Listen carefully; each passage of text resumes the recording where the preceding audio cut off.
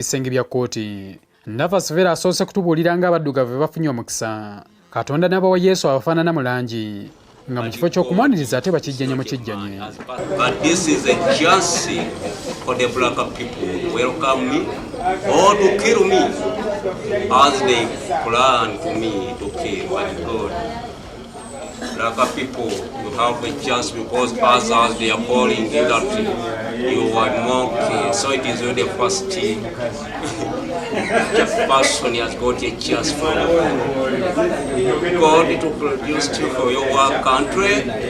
Ono awadde n'ekyokulabirako eky'Ennazaaleesi. Yesu Kristo waddala gye yazaalibwa abantu ne bamuvuunamira ng'agamba nti ne ku ye baali badde bakola kye kimu.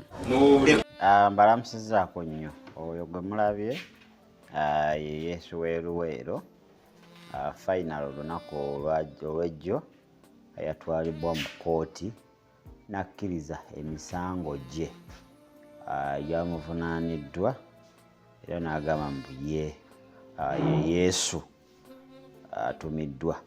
Waliwo ebintu ebimu nga biri spiritual. Abo abantu bwe batyo ne banaabasiba tewali nkyukakyuka. Sitaani tebamusibira mu kkomera lya mubiri. Sitaani bamusibira mu kkomera lya mwoyo. So oyo ne banaamusiba era agenda kuba nga akola ki? Agenda kuba nga ate naye abalala bagenda okuba nga ate ajjayo. So entalo zaffe si za mubiri na musaayi lwakuba nti gavumenti ogizimanyi. Zo tezimanyi ebyo ate gavumenti zonna gwe bawaabidde ne gavumenti bayinza okuba nga ate wekanga mukama waabwe y'omu. So bamututte mu kkooti ndowooza ne kubanga tebasobola kweyimirira kasita okkiriza omusango. Omusango yagukkiriza alinze kibonerezo kye bati kyemanyi bagenda mmuta kuba omutunulira obwongo bulinga obutakola mizimu myereere omutunulira maaso. So ayinza obutasibibwa. Nze ate siraba nsonga lwaki bamusiba. Bwe bamute buti ffe tumanyi sitaani ali mu kukola. So abantu bwe batalina okuba nga abakoza ki? Abantu bwe batalina okuba nga ate abakozesa. Ndowooza kankutereyo full video eyo sooka obe ng'ogikkaanya olabe biki ebyabadde mu ki? Ebyabadde mu kkooti n'emisango gye bamuvunaanye Yesu w'eruweero adeeni ate tukomewo. Yakwatibwa n'omu ku bagoberezi be yeeyita El Shaddai Gracia era olwaleero bano basimbiddwa mu maaso g'omulamuzi Christopher Tindye Adyeri ow'eddaala erisooka ku kkooti y'e Luweero ne baggulwako emisango egy'okulemesa enteekateeka ya gavumenti ey'okubala abantu ekikontana n'akawaayiro namba 28 akatundu akookusatu ak'etteeka erya Uganda Bureau of Statistics oba UBOS Act. Ng'ali mu maaso g'omulamuzi Navas Vera kale katumuyite Yesu nga bw'ayagala asoose kujeema okujja enkofiira ku mutwe ng'omulamuzi amulagidde okutuusa omuserikale w'amakomera lwagimusseeku lwa mpaka.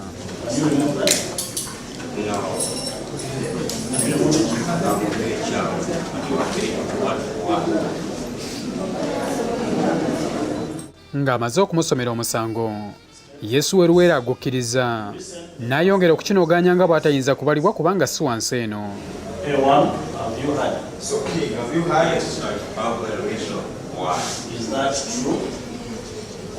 It is true because I'm not staying in this world. I'm in another world. That's my issue I have. I come from heaven. Will be given a chance to state what you want to say. Wabaddewo katemba Navas Vera bw'ayagadde okwanukula ng'omulamuzi abuuza omukyala El Shaddai Gracia bye bavunaanibwa obanga naye omusango agukkiriza era obwedda alabibwa ng'amulagira eky'okuddamu. Has been ready. Please give her a chance. Give her a chance. You are standing alone, she's standing alone. My daughter went to the Can you listen? with her. Can you listen? You are standing alone, she's standing alone. You speak for yourself, she speaks for herself. Sorry. So don't give her any guidance or what to tell court. Nga bombi bamaze okukkiriza omusango oludda oluwabi lutegeezezza nga bwe lubadde terunamaliriza fayiro zaabwe bw'atyo omulamuzi kwe kubategeeza ng'ekyokukkiriza omusango bye kibaggyeko olukusala okweyimirirwa kwe kubasindika kwa limanda okutuusa nga 29 omwezi guno. When you plead guilty to a charge you lose the chance to apply for bail or be granted bail, because you are no longer regarded innocent, having accepted the offense.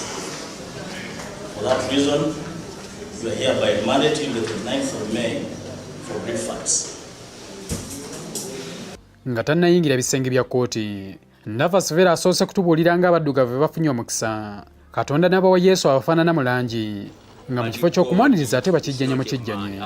But this is a chance for the black people to welcome me or to kill me as they plan for me to kill. But God, black people, you have a chance because others they are calling that you are monkey. So it is you the first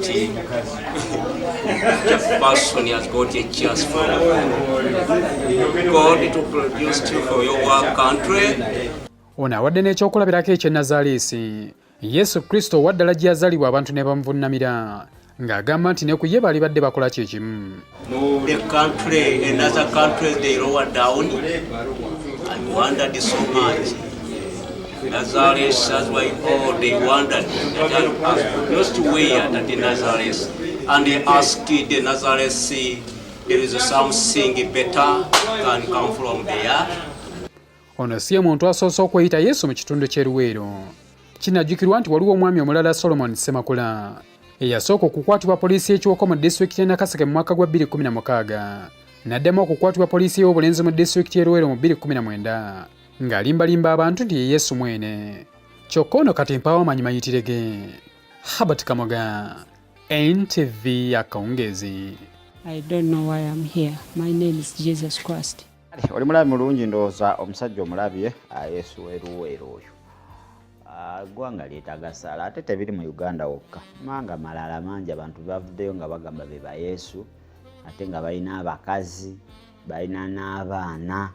Ate n'oba Yesu yazaala ddi yafuna ddi omukyala n'azaala n'okuzaala. So mizimu gyo gikyakozesa nnyo abantu nnyo era bwe gikusanga ng'ate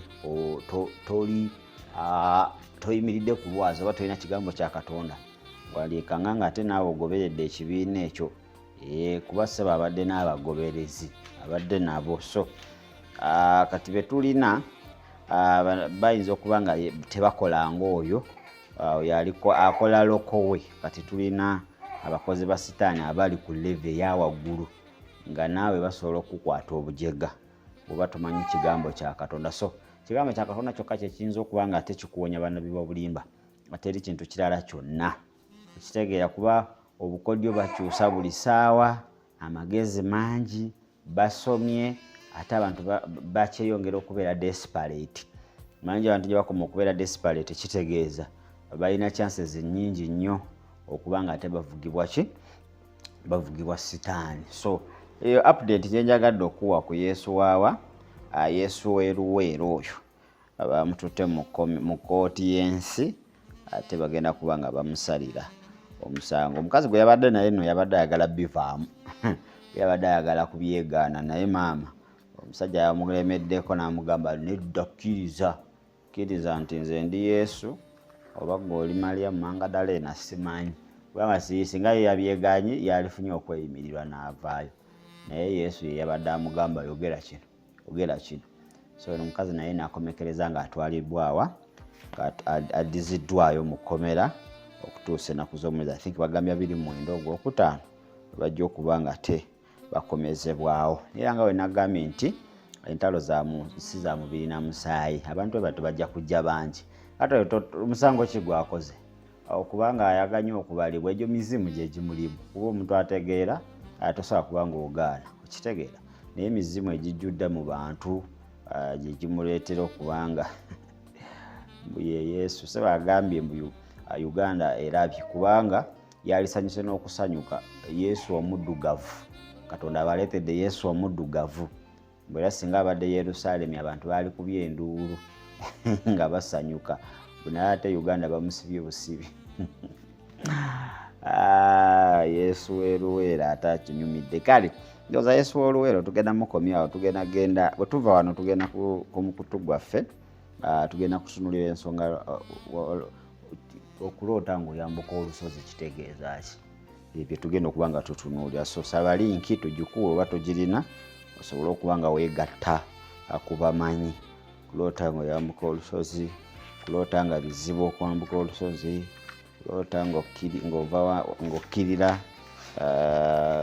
kuloota nga olusozi lukolapusinga, Snow Mountain, otuuse ku piiki waggulu. So bingi ate kyebitegeeza mu nsi eyaki, mu nsi ey'omwoyo. So gwoba tolina linki oba tonaba kwegatta ku mukutu, gwe saba linki tugikuwe, era we tuva wano mu dakiika ntono tuba tugenda eri tusooke tube nga tutunuulira okuloota ng'oyambuka olusozi kiki kye kitegeeza. Ndowooza mbaagaliza akawungeezi akalungi, tusinkane ekiro kyonna ku olwaleero. Mweraba.